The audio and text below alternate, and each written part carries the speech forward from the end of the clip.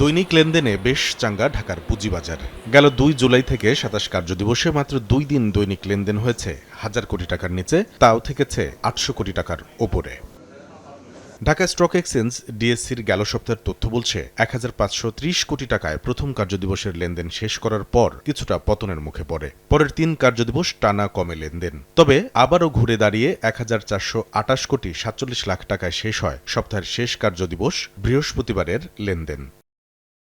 দৈনিক লেনদেনে এমন চাঙ্গা দেশের প্রধান পুঁজিবাজারে গেল সপ্তাহের ৫ কার্যদিবসের মধ্যে ৪ দিনই বাজার মূলধন থেকেছে ৭ লাখ কোটি টাকার উপরে। এর আগে ঢাকা স্টক এক্সচেঞ্জে সর্বশেষ এমন বাজার মূলধন ছিল গেল ১৬ মার্চ। বাজারে বিনিয়োগের সুবাতাস বইছে ডিএসসির প্রধান সূচকেও। গেল সপ্তাহে ৬২ পয়েন্ট বেড়ে শেষ কার্যদিবসে এই সূচক ওঠে ৫,৮০৪ পয়েন্টে। এর আগে ৫,৮০০ ঘরে ঢাকার পুঁজিবাজারের প্রধান সূচক ছিল ২০২৪ সালের ২ সেপ্টেম্বর।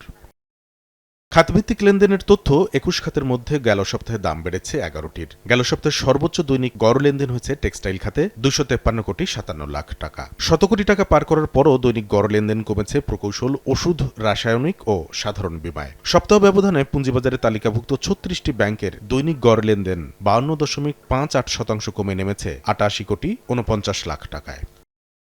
ডিএসসিতে গেল সপ্তাহে দাম বৃদ্ধির শীর্ষ ১০ কোম্পানির তালিকায় সবচেয়ে ভালো মানের প্রতিষ্ঠান এ ক্যাটাগরি রয়েছে ৩টি, বি ক্যাটাগরির 2টি ও সবচেয়ে বাজে খ্যাত জেড ক্যাটাগরির প্রতিষ্ঠান রয়েছে 5টি। এর মধ্যে আবার প্রথম স্থান দখলে রেখেছে জেড ক্যাটাগরির প্রতিষ্ঠান Usmania glass sheet factory limited. অথচ কোম্পানি বন্ধ বা কোম্পানির কার্যক্রম বন্ধ ডিএসসির ওয়েবসাইটে প্রকাশ করা ৩৪ কোম্পানির তালিকায় দেখা যাচ্ছে এই প্রতিষ্ঠানটির কার্যক্রম বন্ধ রয়েছে ২০২৩ সালের ২৬ সেপ্টেম্বর থেকে। দ্বিতীয় অবস্থানেও রয়েছে জেড ক্যাটাগরির প্রতিষ্ঠান এমারেল্ড ওয়েল্ড ইন্ডাস্ট্রিজ লিমিটেড। এই কোম্পানিরও কার্যক্রম ২০২৪ সালের ১ জানুয়ারি থেকে বন্ধ রয়েছে বলে জানানো হয়েছে ডিএসসির ওয়েবসাইটে।